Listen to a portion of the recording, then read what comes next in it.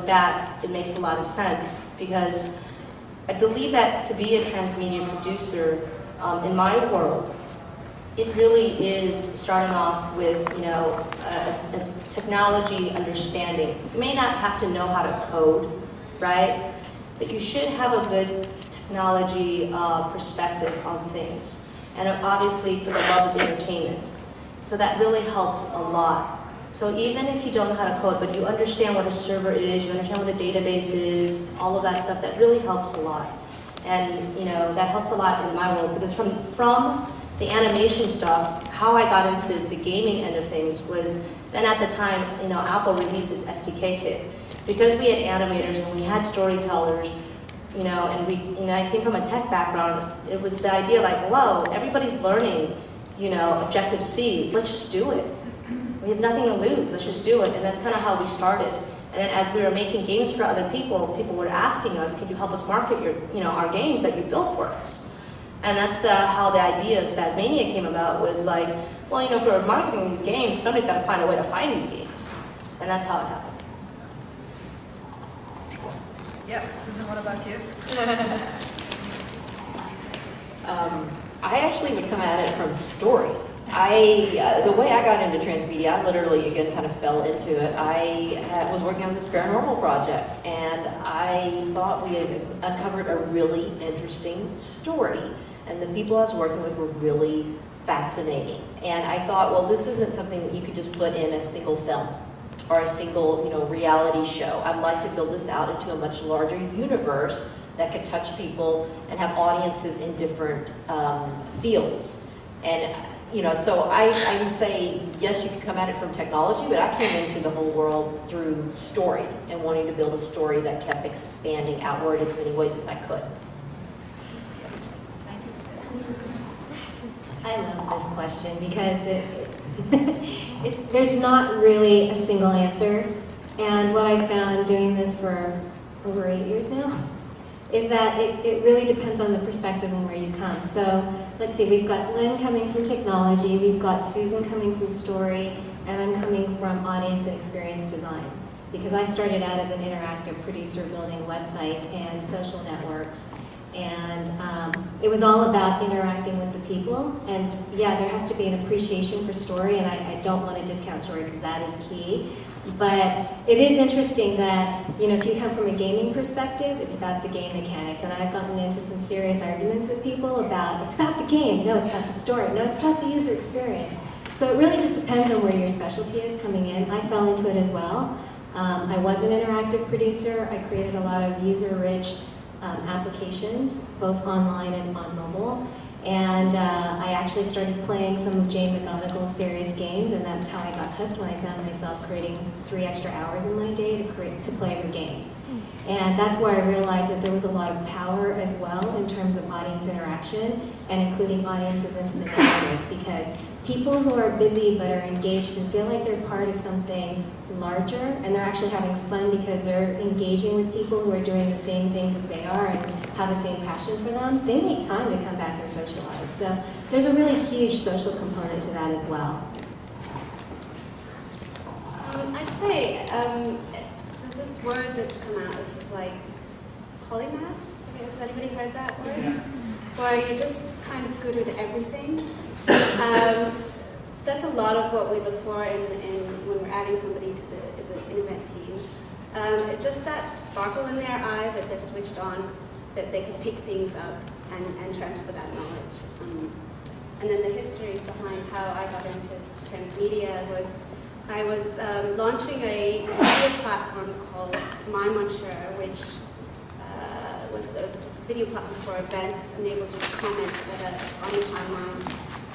And also to splice it and tag it. And one of the first meetings in Australia, and I came to the States because it was a bigger market, obviously. One of the first meetings was with Lance Wheeler, and he mentioned the word transmedia and told me what it was. And then I was sold from that point onward. Yeah, that idea of a juggler that could actually, or spinning plates, as my co-founder Beth, who's definitely a transmedia producer, transmedia creator herself, the ability to jump from one thing to the other and land on your 2 feet or 4 feet, whatever animal you are. I want to actually go back to the fact that we're all women producers here. And the fact that we have 48% of PGA, of the Producers Guild of America, are women. And I don't want to say, what is it about us that actually makes us so good, but actually, what do you think, and I've seen a lot of really, really, really amazing women in this field, not only transmedia, but producing. But let's even look at transmedia, because it's like, it's taking the idea of a producer and elevating it to the next level. There's more in it. So the first question is, why do you think there are a lot of women producers and transmedia producers? And maybe the second one would be, what is that next level of you getting to the next level is needed? Like, what do you think is a perfect transmedia producer to have? Ooh, okay, battle of the sexes. Well, they always say women are better multitaskers. So, and I think we tend to be very focused and methodical, and because in transmedia there's so many things. Like Lynn said, there's the technology aspect. If you're doing it from a marketing perspective, and even if you're not, you're doing it from an indie perspective, you have to wear a marketing hat. I kind of feel like when you get into the practice, you ought to be given a hat rack. And there should be like 5 hats there, and on some days you're going to wear 3 of them. And you have to be able to take them off and put a new one on and switch your perspective. So yes, you have to have technical knowledge. You have to be able to talk to the developers and tell them what you want. You have to have knowledge on market research and audiences, because you might be doing this story for yourself, but if it gets out to no one, it makes no point. So you have to really understand, who are they that you're writing this experience and story for? How are they consuming it? And then make your decisions based on that, as well as the story that you're trying to create. It's also understanding creative, right? Where can you bend the rules? Where can you expand the world? Where do you develop the characters? I think there's a social sense about this too, where you have to understand the people that you're working with and dealing with, right? And there has to be passion. So I think having the ability to do all of these things at once, simultaneously sometimes, is one of the key reasons why you see women producers doing so well. Yeah, and I think that's a great answer, and to add to that, I do believe that women are better at multitasking, but I also feel communication-wise as well, because we're more, verbal and expressive. So even with my team, my team are all guys, I'm the only female. And sometimes it's so weird, because I look around and it's like, oh my gosh, I'm like one of the dudes, but not really. So like when I speak to them, it's just a different level of speech when I hear them talk amongst themselves, right? And especially when I have to wear different hats, right? So there are times when they're just so tech-heavy talk, and all of a sudden it's like, whoa, whoa, whoa, whoa, whoa. What about the UI design? This graphics looks like shit. I'm sorry to say that, but it does, And then all of a sudden, like, they give me that look, like, what? and then you just bring them back, And I think that's what makes females producers, I think, a lot more intriguing. It's just sometimes we can cut through, the BS and really call things out, and I think that makes a big difference. Yeah, I think cutting through the BS is pretty important. I come from a creative background, and you kind of get that feeling like you're with the car mechanic sometimes when you're speaking to the engineers. It'll take 2 months and $20,000. So if you're not savvy with that, which I had to learn very quickly, to pick up those coding skills to be able to manage those teams, you can really suffer. So I love that label, creative technologist. Yeah. All right, well, I'm tangled. Okay. Actually, I was about to say, one of the things I think why women do really well in transmedia is because we're more empathetic at times. I am always looking, when I'm designing an experience, how the audience and the player is going to react. I'm actually not, a lot of people get caught up in how the mechanics of the game are, and I always step back and go, is this confusing to my audience? How are they going to react to this? What's going to be most interesting to the audience? And I think it may be women are more empathetic and emotional. I don't know. I'm not, yeah. I also see that women, and I think it's in our genes and hormones and all that good stuff, that we are always worried about the tribe. And your transmedia story world is your tribe, and every single part of it needs to work together. Otherwise, the tribe's going to lose, and the well, not a T-Rex, but some like big animal is going to come and eat us, or shadow people are going to attack us, or. But and I think it's like that option of like seeing things at the same time from every angle possible. And I think women have that because of that trait, and I think it really works well with transmedia. So I just wanted to mention that rather than talking about them while they're here, I would just love to hear some of the men weigh in on what it's like to work with transmedia women, female producers, what they think about what our strengths and maybe drawbacks are. I mean, I have my own ideas about working with guys, and they probably have their own ideas about working with women. I'd love to use these spaces with them weigh in at the same time, but they don't. No pressure. Anyone? Ivan?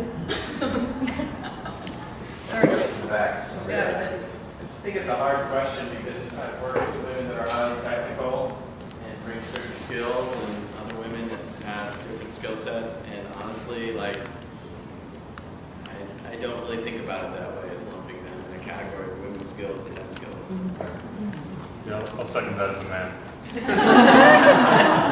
I'll start that as a woman. Perfect. But there are times when there are times when you have to deal with the older generation, and I'm lucky to have a co-founder that's a man, and they don't want to deal with a woman. They're not, and so sometimes you get that sort of personality. Or there's a brand that you're trying to, get their sponsorship, and you'll be sitting in a room with them, and they'll look only at the man, and it's just there is one or two instances like that still around that they have to deal with. I have a very slight comment. Coming from the film industry, because that's a lot of my career, I don't want to tell you how many times I've been told I'm a bitch because I am a strong woman telling people how to do something on a film production. And that it's very common, and probably more so in film, because I do think it's a more male-dominant industry than the interactive industry, because it's old school Hollywood. And I literally have been called, you're such a bitch, so many times. Yeah. I'll say that's true for technology as well. Definitely don't want to continue getting into that conversation, but there's a great movie, and I'll be with you in a second, called Misrepresentation, that actually deals with women in media. And it's actually very interesting and actually a big eye-opener. We think we're that progress, we're actually not there yet. I think, well, part is depending on how you define a producer. A producer in all the different realms may mean any number of things. And coming from the visual effects industry, you definitely see a lot more producers or people on the production side that tend to be more women than on the artist side, or on the, learning a specific technical trade and kind of going through that. You tend to see that a little more male dominated. But again, I think one of the questions is this idea of seeing on the producer side, well, how are you defining a producer, what's, just kind of. Well, and that's part of the, issue with PGA, that producer is such a bigger nebulous word. And I think here we're really looking at more the transmedia producer and the involvement of that role. And it actually could be a great segue to one of my next questions is, how do you see this role of the transmedia producer evolve and maybe focus? And, I don't want to say because transmedia you can't really focus, that's the issue. But focus more on, and I know that at least you had a great conversation with Jeff about the new way he's going to be describing, or they're going to be describing the transmedia producer role in the PGA, because he helped write that in. Can you actually shed any light on that? Basically, the changes that are being made to the description that was first released, a lot of writers wrote in and said that they were very frustrated with the way it was written because it seemed exclusionary to writers. But a writer is not a producer, but a writer can be a producer. So it's kind of defining that more and clarifying that. that the producer role is really setting up those tent poles and looking way down the line in the future. Like he said, for an example for him is, he's planning the Disney cruises, and he's planning the rides, and he's working with Johnny Depp. It is a producer management role, and being a writer, you can do that as well, but they are very separate. So that was pretty much it. I think moving forward, there is a skill set, we've talked about this a lot. I think at least transmedia producers moving forward need to understand, have a business sense in terms of how do you get funding for this, whether you're taking a commercial approach or an indie approach. Because if you're taking a commercial approach, you still have to approach the brands and have to be able to talk to them about where does it make sense for you to play in the story, or if you're sponsoring the story, how do you represent yourself within the story world without hitting people over the head and making it feel like they're experiencing a very long commercial. If you're on the indie side, you have to figure out how are you going to make money off of this, because even though you're not doing it necessarily for the money, it would be nice to eat while you're producing these things, and I think that's a constant struggle. I think, Elise, you might have said in the beginning that, a lot of producers are struggling artists, right? And so I think in the future we have to start learning to not look badly upon your work as commercial, and learning to figure out how you can bring those brand sponsors into the world and the story and the experience in a way that's organic, which is really tough because they want what they want, but you also have to know where to draw the line in terms of here's the sandbox I'm creating for you, and here's where I think you can play, and here's how we can make it work without it making it feel broken or that you're jumping the shark. So I think that's a key point as part of production in the future. Any questions from the audience? So, I'm just curious how you think about users who may not, as a producer, you want somebody to, you have content on Twitter and Facebook and as Orca, older stuff. So, how do you deal with the fact that not every user is going to be an avid user of all those platforms? Like, do you repost, that's clear. Elise wants to jump in. So basically when we're putting together and we do that character persona jump into the audience's shoes before we start any production. And, a lot of people think that everybody has to be that creative user leading the group, but I think it's really important to account for all of the users. So I personally categorize them into passive, engaged, and creative. And some of them will move to that creative role, which is where you want them to be. But you also have to count some of them are going to be passive users and allowing that experience to happen for them in that way. Was there another question? Yeah, Jim. Curious about your situation with Sun. You said you worked with an agency. When you're trying to pitch $1 million transmedia project to a big company, kind of curious if you could share with us that process and how long it took and what your role was in securing that business. You said that the agency had a role. Did they come up with the idea? Did Sun go out and look for people that could produce the transmedia project? No, that's a really good question, and I think this is a new dynamic. I think agencies are used to, well, I can't say this as a broad statement because this isn't always true, but within this particular context, Sun knew they had to do something different, and I had the relationship with the consultancy that was working with Sun, and I actually had a relationship with Sun. So when they said, we have this problem, and we need to solve it, and the launch is happening, it took, first of all, 3 months of education inside Sun to teach them what we were trying to do. Transmedia wasn't even a term that existed at the time, so it was more about using the power of narrative and story to really hook people and bring them into an experience, and then building that product into that experience so that it wasn't kind of in your face. Because we knew with this demographic, they weren't going to react well to having a commercial put on them. So they had to come in because they either loved the story, loved the character, or wanted to be part of this experience or community. And then through the process of playing through the story, they discovered, oh, this is a Sun platform. And oh, wow, this is what you could do. So it was more taking an approach of show me what you can do versus tell me what you could do, which, back in 2009 when that came out, so much marketing was all about telling me what this product can do rather than just letting me play with it and see what it can do. Let me push the boundaries, give me the tools to play with it and create. So that was one, but still, even within the organization, even though they were open to a new idea, a new way to market that product, it was 3 months of conversation and education with the executives. And, you know, I was very fortunate. Christy Dina, I don't know if any of you have heard that name, but if you have, she's, you know, one of the early pioneers of the whole movement, as well as, you know, alternate reality gaming. And while she was doing her master's, she had a document up on one of her blog sites, she had many at the time, and she essentially compiled all the results of all the arcs that had ever been done in terms of whether it was commercial. So you had Art in the Heist there, you had the Microsoft one for Vista. There were a whole bunch, I can't remember them now, but essentially I went through every single one of them, even though they weren't related, and I then drew up sort of projected, what could we expect? So what we learned was you saw that sort of pyramid of passive, engaged, and then really creative or active users. So we've just discovered that it was somewhere between the 1% and 10%, if you were lucky, the 10% to get the really active users, and then you would have maybe a 20% spread that were sort of crossing the fence, and then the rest passive. So I essentially had to build a model for the corporate brand to explain to them that if we did this is the kind of audience that we would expect. Here's the persona that we did on the audience, so this is the kind of interaction or participation.